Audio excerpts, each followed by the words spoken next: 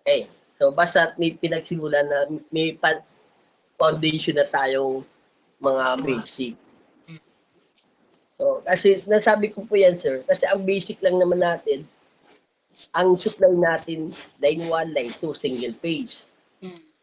Sa 3-phase, line 1, line 2, line 3, 3-phase. So, yun lang naman nagpapa-energy sa mga appliances natin, sir. Opo, yun lang naman ang nagpapa-energy sa mga appliances, sa mga ilaw, appliances din ng ilaw, kaya tinuturing ko yung ilaw ay appliances. Kasi meron siyang line 1, line 2. Oo, nagamit yun yan eh.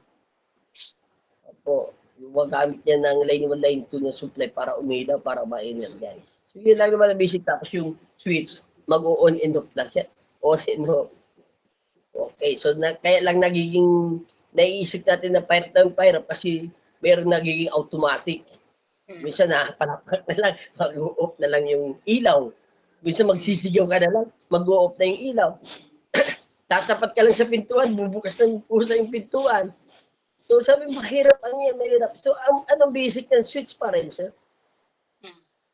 Nagsisignal.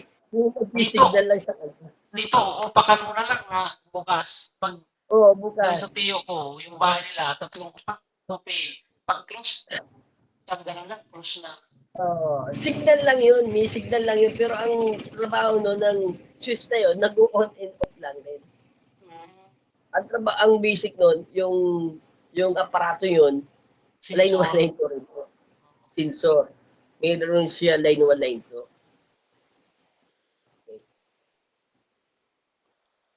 Okay, so ito po na pag-aralan natin na dapat maging uniform ang isang building. So saan nakalagay ang line 2, so sinusunod natin sa mga receptacle nasa gilid. Opo. So mag-line to line man yan. So sabi nga natin, sir, di ba pag line to line, 110, 110, kahit magkabaligtaran yan.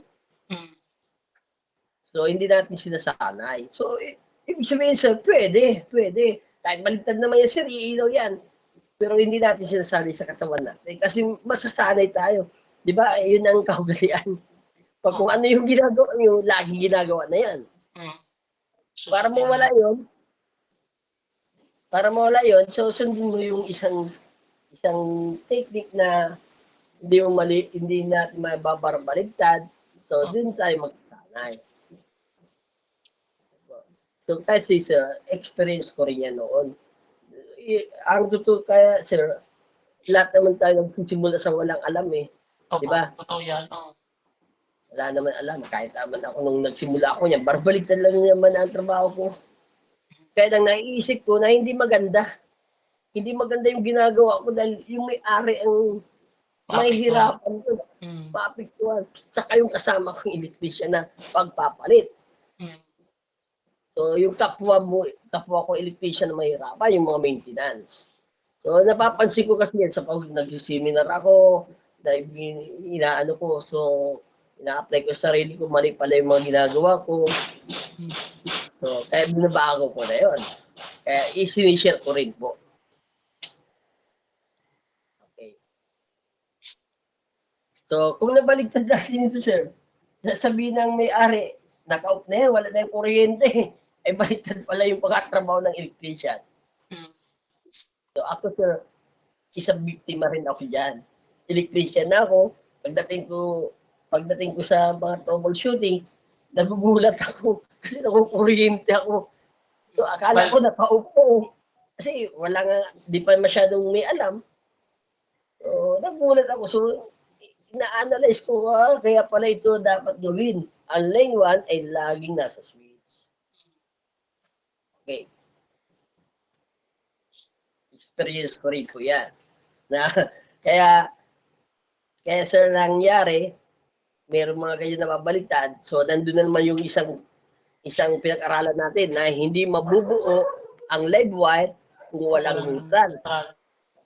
Okay, so naka-ready na ako dun sa ibang electrician na baligtarin nyo yan. Basta gaganyanin ko yung wire na wala akong ground. So, hindi ako kuryente.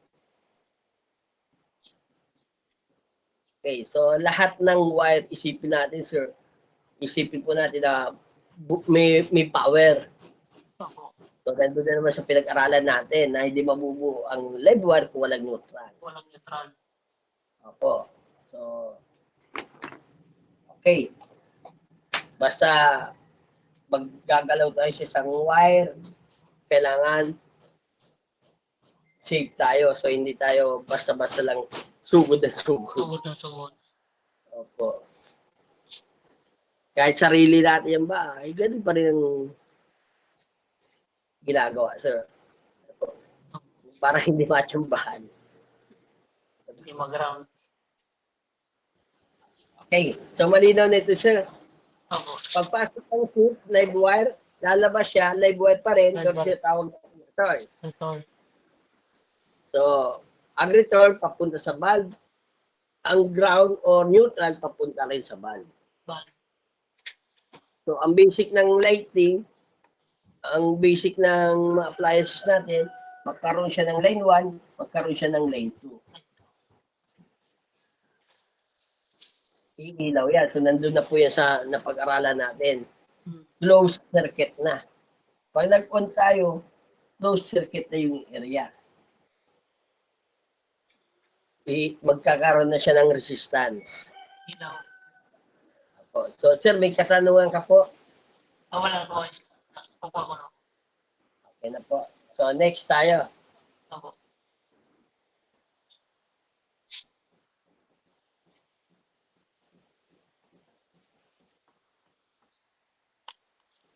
Okay, next. So, kung tayo po magda-diagram o tayo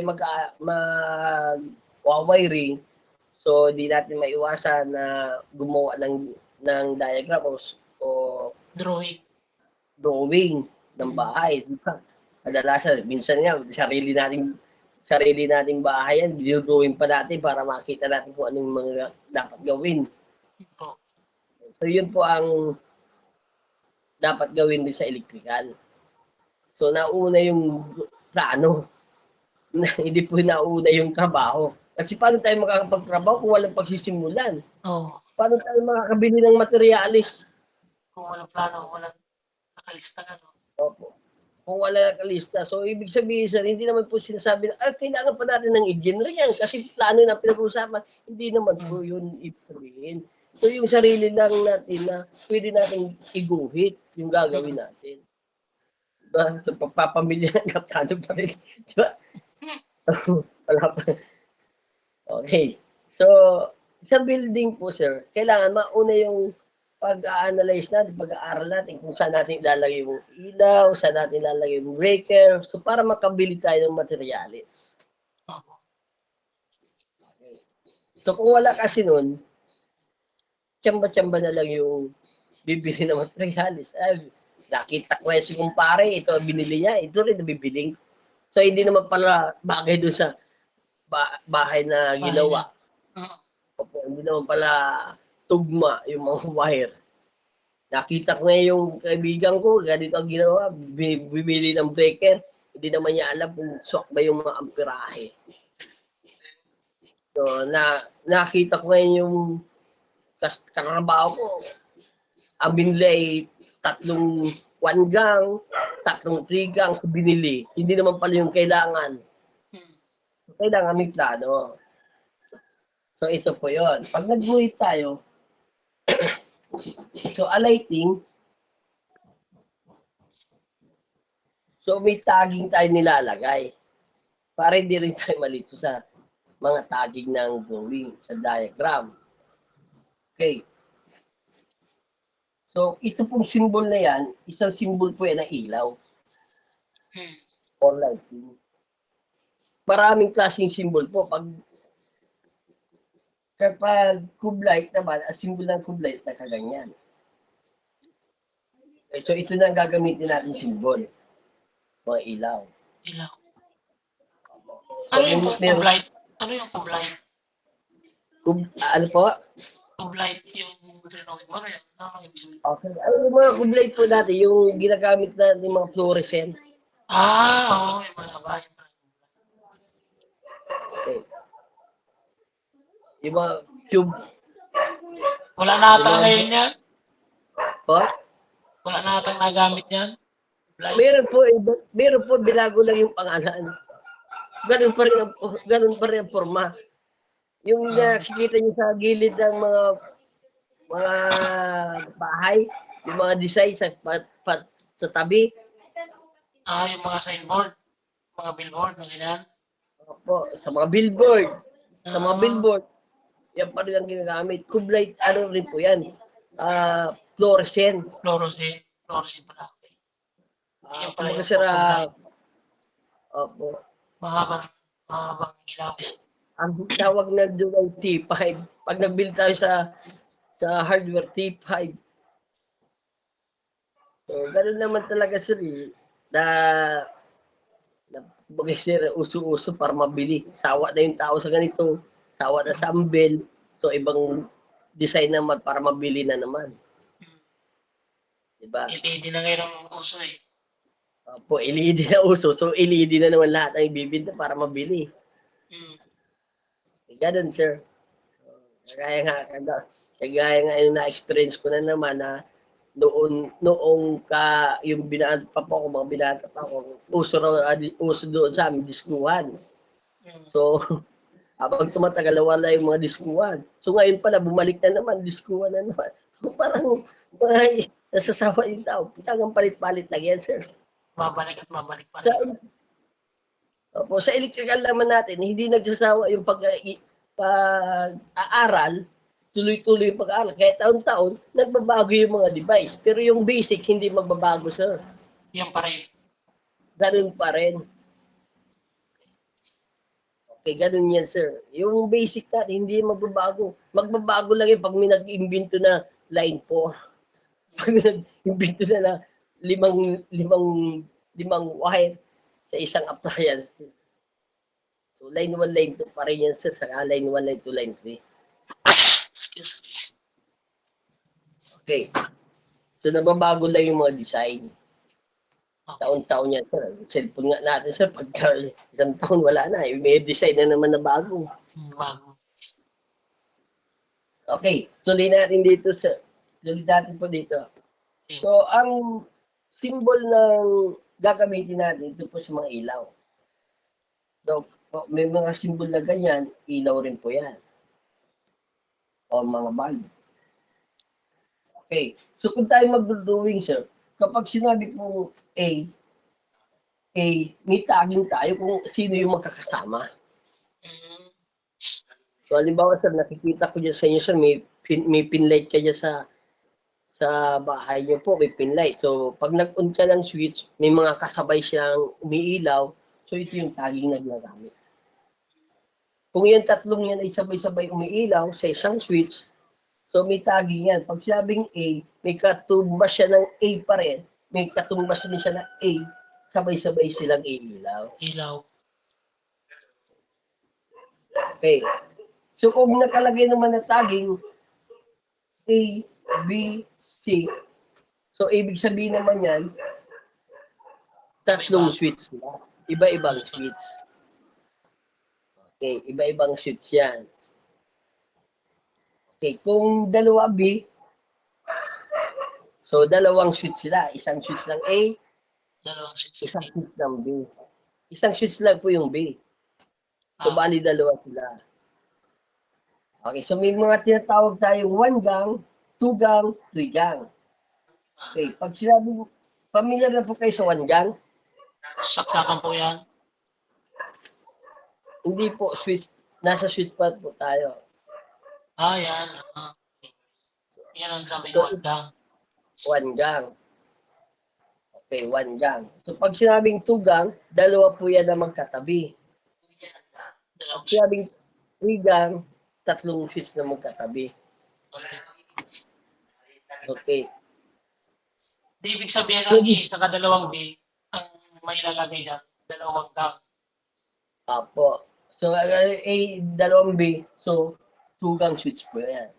2 gang, Kasi yung dalawang B, isang switch lang yan. Opo. So, ang switch natin, ang tinatawag natin switch, sir, normal na switch natin, on and off lang po. So, yan ang tinatawag natin single switch.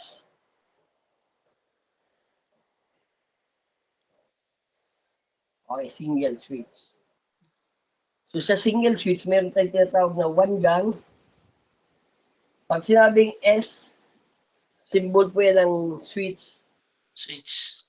Opo, pag sinabing SW, symbol rin yan ng switch. Ang dalawang yan. Okay, so pag nakalagay siya ay A, ibig sabihin, nag-represent niya na switch A. So, control siya ng switch A. Switch A. Okay. Pag sinabing SAB, tugang. Ito na. A and B. So, magkatabi. Okay. One gang. Two gang. Then, SABC, three gang. Rika. Po. Okay, so susubra ba yung gamit natin kung mayroong planong ginawa? Mm. So makakabili na tayo kung ilang one gang sa isang bahay, kung ilang two gang. Diba? So sumusubra lang yan dahil sa mga desisyon na napapalitan. So natural po yun kasi yung may-ari ang dapat masunod. So, dito ba dadagdag o dito babawas? Natural na po yung sobra. Pero meron na tayong pagbabasihan na pagbili ng materialis. Oo. May ano na. Idea na. May idea na, mababasihan. So may mapapagsimula na tayo ng trabaho. Mm. Kaya sabi ng iba niyan, hindi naman nasusunod yung mga plano-plano yan. Totoo, pero may nasisimula na ng trabaho. Mm. Hindi uso yung plano-plano yan. So, paano tayo makapagsimula ng trabaho kung walang plano? Plano. So, tatsambahan na lang. Kaya kung minsan, nadami yung mga wire sa kisame, nadami yung mga gastusin na hindi nakaplano kung saan papadaanin. Mm. Okay. So, kung trigang yan, sir, so ABC, trigang. Rika. So, mayroon pa tayong C.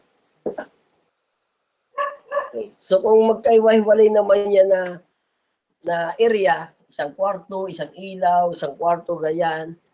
So, pwede natin na lagyan ng tagging o palatandaan na yan ay one gang.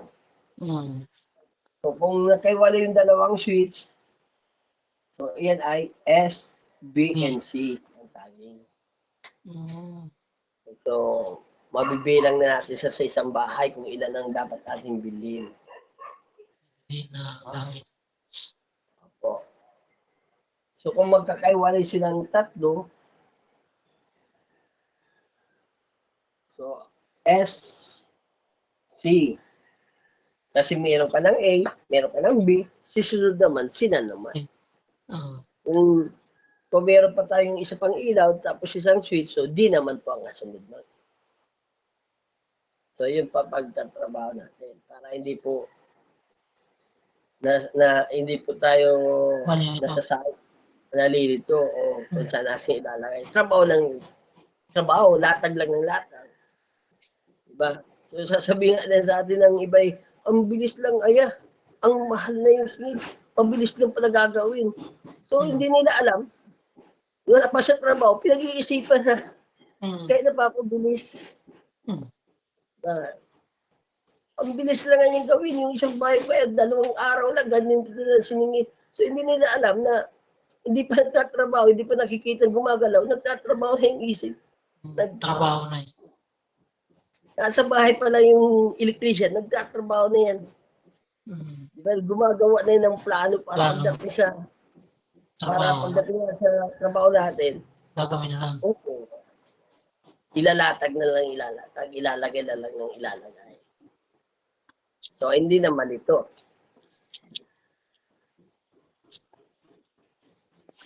Okay. So, di ba sir, ganun din ang ginagawa natin sa kapag tayo nagre-repair ng bahay, pinag-iisipan muna kung paano gawin. So, parang ganun lang yan, sir. Opo. So, may katanungan ka po dito, sir. Wala na po. Okay, malino po. So, paano naman tayo mag-connect? So, yung pag-connect naman po. So, sa diagram, sir, hindi na natin sinasama yung mga junction box, yung mga connection na lang nilalagay natin. Hindi tayo mag-aral ng pag-connect, so wala na yung junction box. Pero dadaan rin tayo dyan na magkukonek na tayo sa mga junction box. Para pagdating sa actual, hindi na tayo nalilito. Na-practice na. Kaya sabi ko nga minsan sa mga video ko, sabi ko, pag tayo nagpa-practice, isipin natin yung ginuguhit natin ay isang building na. Nasa building na tayo gumagawa o isang bahay na. So, gano'n rin naman mangyayari sa building eh. Yung ginuhit natin, gano'n rin mangyayari sa building. Ang magkaiba lang yan, sa building, malayo na. Malayo, mahaba na yung mga wire. Sa guhit, malalapit. Malalapit. Pero pag actual mahaba lang. So, yan na natutunan ko rin yan sa mga engineer na gumagamit sila ng centimeter. Millimeter po minsan ang ginagamit nila. Ay, ang hirap ng basahin. Yun pala, sir, may conversion yan. Yung centimeter na ginagamit nila, pag sa actual na, meter na. Karami ba sa engineer yung scale na sa plano, naka-skill. Centimeter ang ginagamit nila. Nakita ko kasi yung estudyante ng engineer, nagaganyan ng metros. Sabi ko, tinanong ko, bakit ini-metros mo yan na ganyan? Sabi sa akin, sir, yung OJT ko, sabi, Sir Marty, yan po, ay centimeter yan pagdating mo sa building. So, tinignan ko yung ginagawa kong building. Ginagawa kong instalasyon ko. Sinukat ko, sir, tama naman pala, ganun pala yung mga engineer, centimeter na ginagamit. Kaya, sinabi ko doon sa mga tao ko na huwag kayong gagalaw ng wire.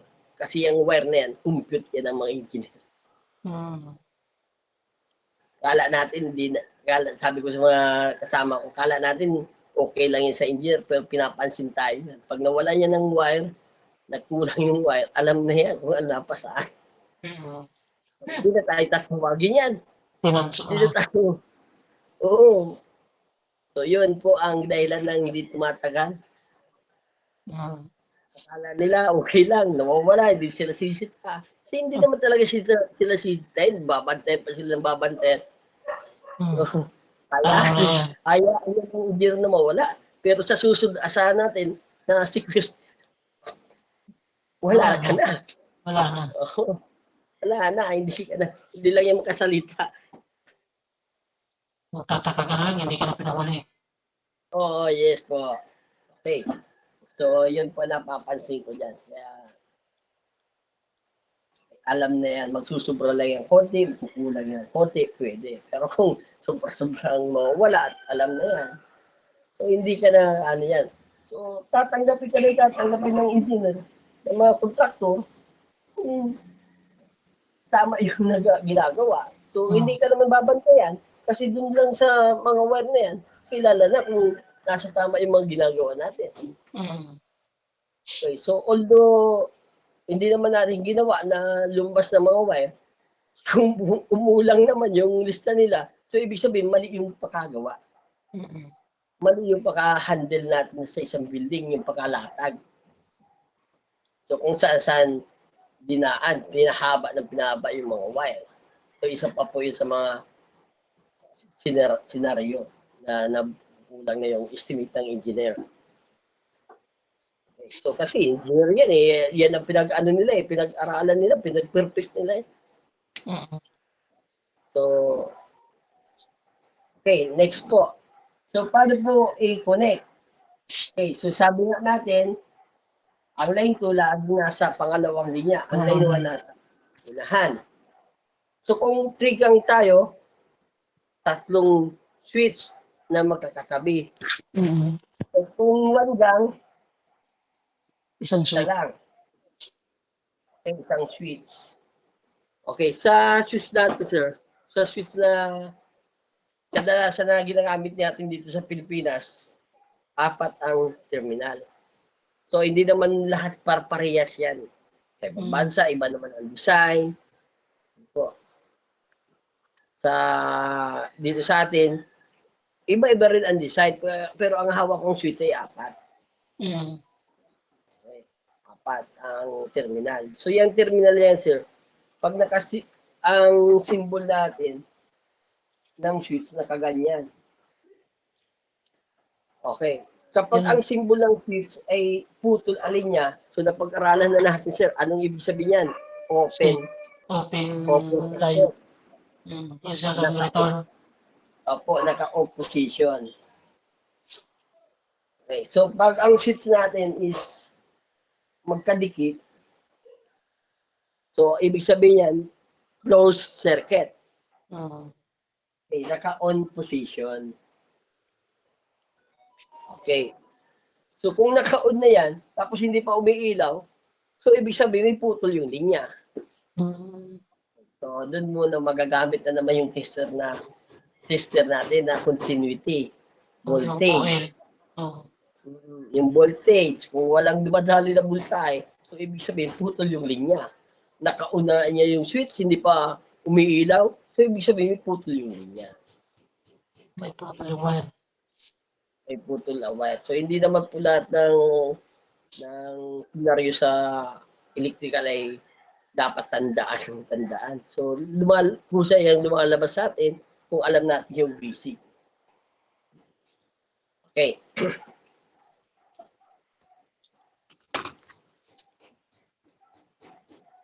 Dapat alam rin natin yung switch kung paano gumalaw. Sabi nga sir ng iba niyan, basic lang yan sir. Madali lang yan. So, madali sa atin kasi alam na natin. Paano naman yung baguhan? Paano naman yung sisimula pa lang? Mm-hmm. So, kailangan alamin muna kung ano yung mga function. Okay. So, 4 na terminal, sir. So, yung terminal yan, sir, magkadikit na po yan. So, yung sa taas yan, magkadikit yan. Yung sa baba, magkadikit. Kadikit na. Opo. Okay. So, ang purpose yan dyan, kaya magkadikit na yan, pag dito tayo naglagay ng line 1, lalabas yan dito, line 1 pa rin. Okay. Extension lang siya. So, imbis na dalawang shoot na gagawin natin, imbis na lalagay pa siya dito ng line 1 para i-connect dito sa junction box o sa breaker, so hindi na. Hindi na tayo maglalagay ng wire. Kasi meron na siya dito extension eh. So mag-jump na lang tayo.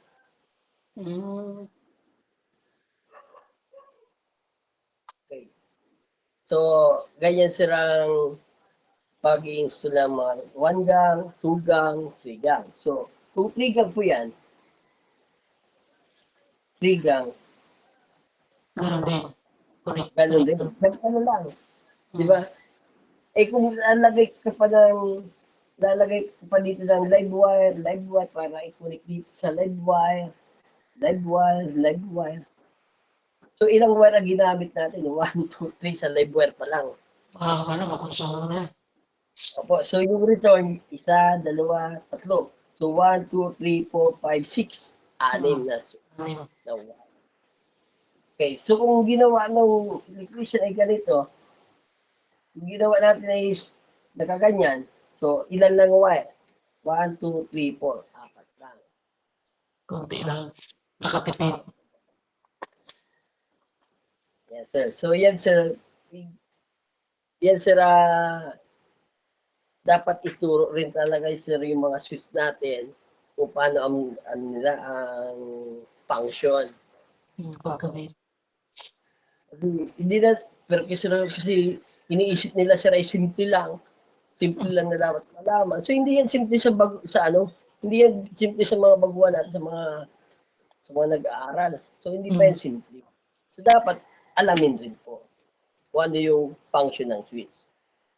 Lalo na kung nasa ibang bansa, nasa ibang lugar, so iba-iba ang design. So, dapat alam natin yung function ng switch kung ano ba. Iba-iba pero parehas lang yung kakamitan. So, yan. So, Minsan, huwag mo na turo yan, sir, kasi simple lang yan. Basic na yan, hindi yan simple. Kasi, na-experience ko, sir, nagtrabaho ako, sir, sa kinuha ko ng foreman sa isang contractor. So, nakita ko yung mga installation doon, galing yung sarili nilang building, ganyan yung installation, yung mga running wire. So, saan ba galing yung mga nag-installation na yan? So, sa una, yung parang nag-aaral pa mga OJT. So, dapat, kung alam nila yung function ng switch, so hindi mangyayari yung maraming wire. Hindi mangyayari yung nakaganyan yung mga wire. Okay. So, ibig sabihin, so nag-lockdown sila ng pag-aaral. Hindi nila alam yun. Hindi nila yung step by step ang pag-aaral nila. Okay. Kaya, yan po ay kasama sa step by step natin. Okay. So, i-wiring natin.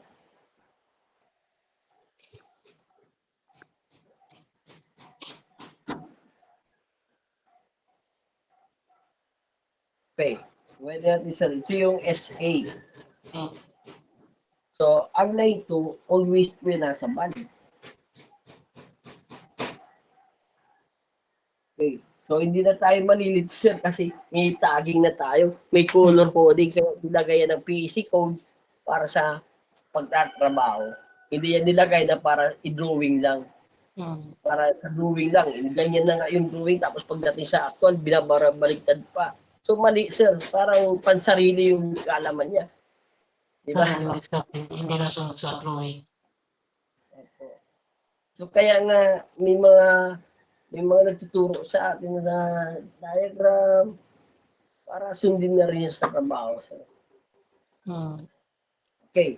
So, ang line 1, always po nasa switch. Okay. So, lalagay tayo sa switch ng line 1, lalabas yan, line 1 pa rin.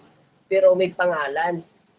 May tagging pangalan. So, parang sa tao, sir, pag hindi natin nilagyan ng pangalan ng mga tao, malilito tayo ang tawag sa kanya. Diba? So, kung may mga pangalan niya, sir, kilala natin sino yung return, sino yung nagpasok. Sino yung nag-in at nag-out. So, yun ang tawag na, ang ibig sabihin ng return, sir. Balik, yung pagbalik niya, return. So, yung return, laging tinukunik sa switch. Kasi yan yung magbubuo ng power. Kung meron ka nga line 2, wala ka naman line 1, so hindi mabubuo. So, kaya pag nag-on tayo ng switch, so ibig sabihin, meron lang line 1 na tatawid. So, ibig sabihin, iilaw na yung ban. Okay, so, magtatanong pa ba tayo sir ng troubleshooting kung anong nangyari? So, sarili lang natin, ma-analyze natin sir kung bakit hindi umiilaw. Diba? Pwedeng puto lang din yan, diba? Okay, so ang troubleshooting sir, kusap kung lalabas sa isip natin yan pag alam natin yung basic. Okay, so 1 gang po yan. Kung 2 gang na yan, sa 2 gang, so, na-jump na lang tayo ng line 1. Kung dito tayo na-jump, sir, yan yung line 1, dyan tayo mag-jump. So, A, B na yan. Okay. So, ang return, papunta rin sa mga bulb. Okay. So, kung ang return niyan, sir, 2 B ang nakalagay, so, yung return natin pupunta sa bulb B. So, iisa yung return nila. Diba? Sabay silang umiilaw, sabay silang magkakaroon ng line 1 eh. Kung trigang na yan,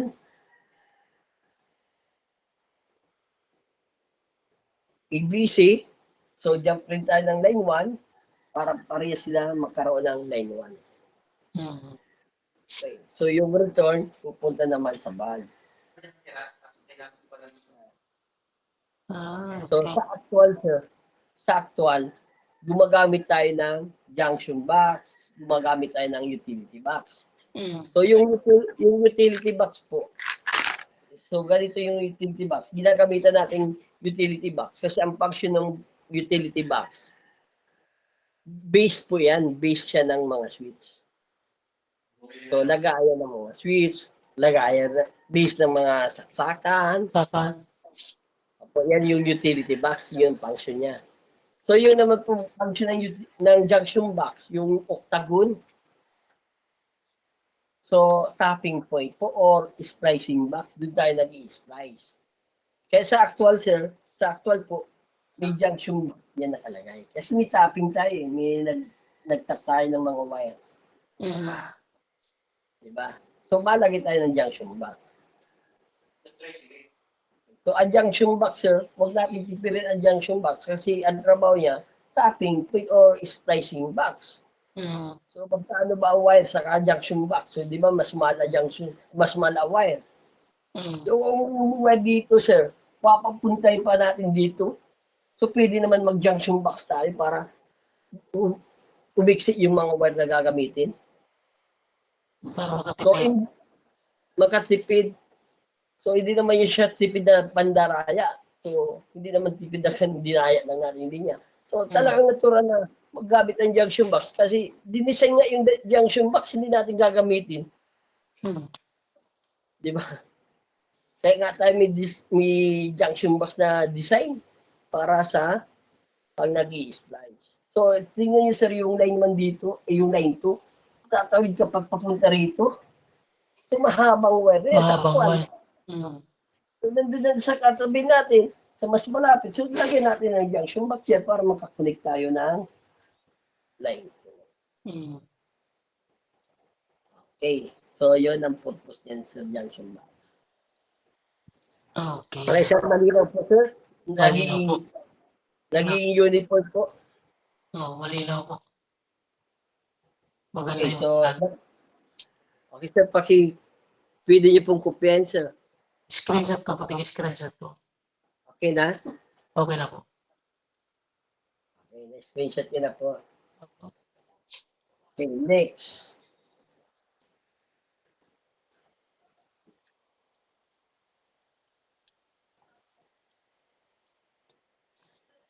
So, ito yung junction box. Okay. So, ito yung lighting. So, yung wire ng lighting, sir, mapunta sa box. Mm. Okay. So, yung switch naman natin, so, kung single switch yan, one gang, so, ganyan yung apat na terminal. Mm. So, yan ang symbol. So, yan ang ginagamit natin symbol, sir. Yan po. So, maraming kasi guguhit, sir. May mga symbol yan. Basta ipapaliwanag lang natin kung ano ba yan. Mm. Okay. So, line 2, papunta rin sa box. Yan yung tinatawag naman natin na supply. Kaya manarinig natin, may supply na ba yan? May return ba yan? Gano'n. Okay, so supply, ito yung tinatawag natin supply. Sa yung magsusupply ng power sa ating mga appliances. Mm. So, dumadaan lang yung switch para mayroon siyang i-disconnect. Okay. So, yung line 1 po natin, pababa yan papunta switch. Mm. So, babalik po yan, line 1 pa rin. Kaya po yan magkaibang kulay o may palatandaan para hindi malito kung alin yung line 1 at sino yung bumalik. Mm. So, pag kukulik natin, ang line 2 always po nasa band. So, hindi na tayo nalilito, sir. Pagdating sa susunod na junction box, ganun pa rin ang gagawin. So, hindi mababaliktad ang trabaho ng isang electrician. So, nasa pagsasanay po. Okay. Maganda yung ano. So, ang line 1, lagi po nasa switch. Mm. Lalabas yun ng switch. So, kilala na natin pag tayo nag-install. Kilala natin yung wire na lumabas. So, papunta naman po sa van. Okay. So, kung dadagdag pa tayo ng ilaw at hindi naman sa isang bahay, hindi lang naman na isang ilaw, so doon naman sa malapit, sa switch, lalagay ka naman ng junction box. Okay. lagay ka naman ng junction box yan, so lagay ka ng switch. Switch. Opo, so switch B naman po. So kailangan niya, lagyan ng supply. So dito tayo kukuha ng supply. Kung nasaan malapit, doon pwede tayo kumuha ng supply dyan. So magja-jump tayo. Mhm. So ganun na naman po. Diba? Ganun lang. Paano? Opo. Yes po. So kung malapit na naman yun yung isang kwarto natin, o kusina, o sala, Ganun pa rin. doon ka na naman kukuha. Mm. Doon ka na naman kukuha, kaysa dito ka kukuha. Oh, para malapit na. Opo, para malapit yun ang purpose ng junction box. Mm. So yan ang purpose ng junction box. So magiging uniform yung trabaho natin kapag alam natin yung line 2 at line 1. Okay. Kilala na natin yung line 1, alam natin kung alin yung line 1 at line 2, magiging uniform sa building. Kaya ko na sir mag-install. Nakuha ko na. So di ba madali? Madali. So hindi siya pahirap ng pahirap kahit magdami yung mga wire. Ganun lang naman ang ganun yung basic eh. Pailawin yung bulb, magkaroon siya ng line 1 at line 2. Yun ang concept lang nila eh. Magayon talaga nakano siya. Opo. So naka-uniform pa. Naka-uniform. Hindi pa mahirapan yung mga susunod na mag-troubleshoot. Magtitester na lang sila ay magano. Hmm. Kakuha ng idea naman, dagdag kaalaman. Opo. So sa annexation natin sa magpa-practice tayo ng mga single switch. So kayo po magwa-wiring dito sa board, sa papel. Opo. Oh, sige. So yun naman ang practice natin. Pagtapos niya na nakuha nyo na yun sa pagkukunik, kayo, so imposible sir na mahirapan tayo kasi may mga tagging eh. Di ba? Mm. So palatandaan. Yan, sinasabi ng iba, basic lang yan. Madali lang yan. Sir, so, basic lang nga, pero sinusunod natin yung tamang connection. Tamang proseso. Tamang preciso ng pagwawiring.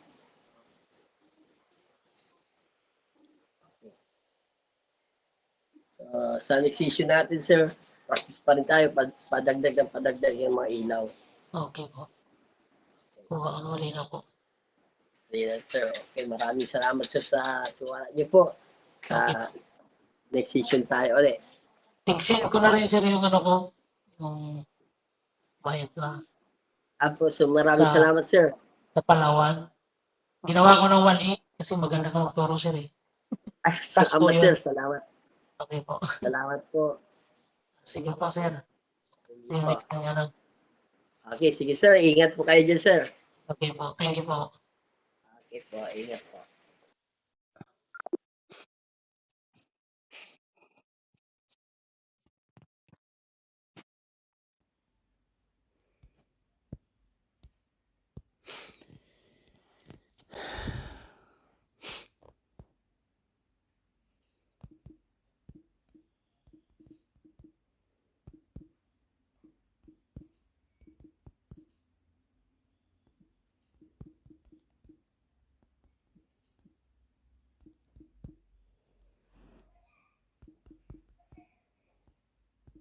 Siningi pa rin ang siningi nyo.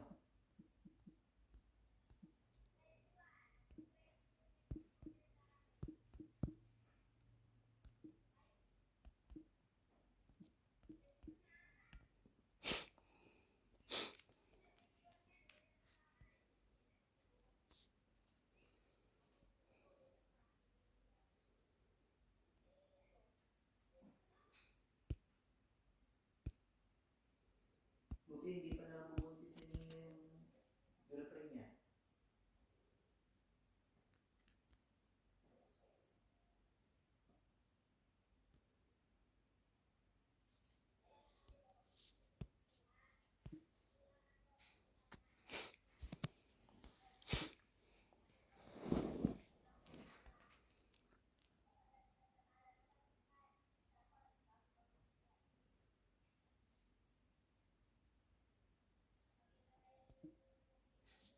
Sabihin nyo kayo ninyo, hanggat